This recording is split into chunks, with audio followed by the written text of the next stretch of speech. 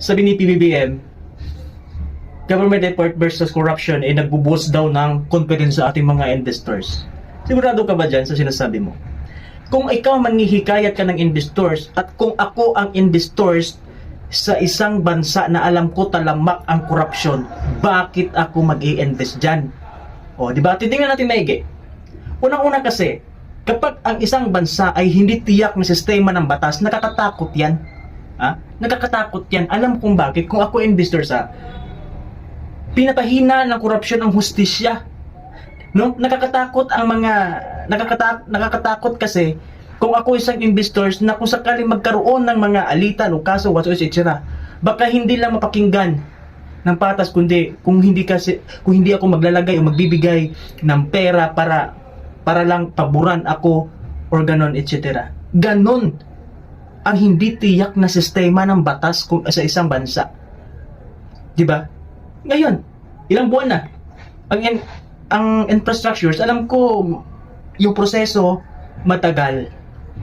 Pero wala pang guilty, 'di ba? Sa flood control, may nakukulong na ba? Wala pa.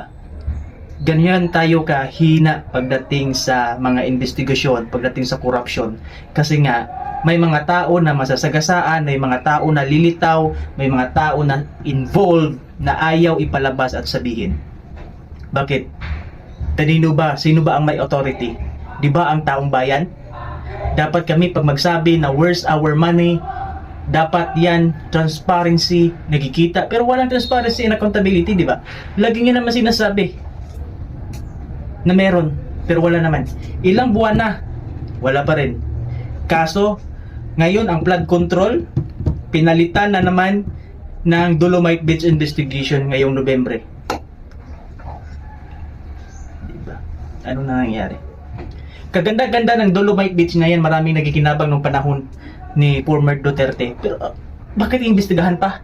Alam ko meron namang mga, pero ito tayo ngayon sa present time, bilyon-bilyon ang nawawala, bilyon-bilyon ang napupunta sa isang tao lamang. And that is cost of trillion. Bilyon-bilyon ang napunta sa isang tao lamang. May nakukulong? Hindi nyo nga mapauwi si Saldico? Ngayon yung isa nagiging star witness pa. Di ba?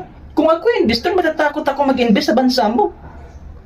At kung akong investor, aalis ako sa bansa na yan. Kasi alam ko, kawawa yung pera natin dito, hindi lalago to amidst the corruption of this country. Pupunta yan sa mga magagandang country na less ang corruption. Lahat naman ng bansa may corruption. Pero doon tayo sa less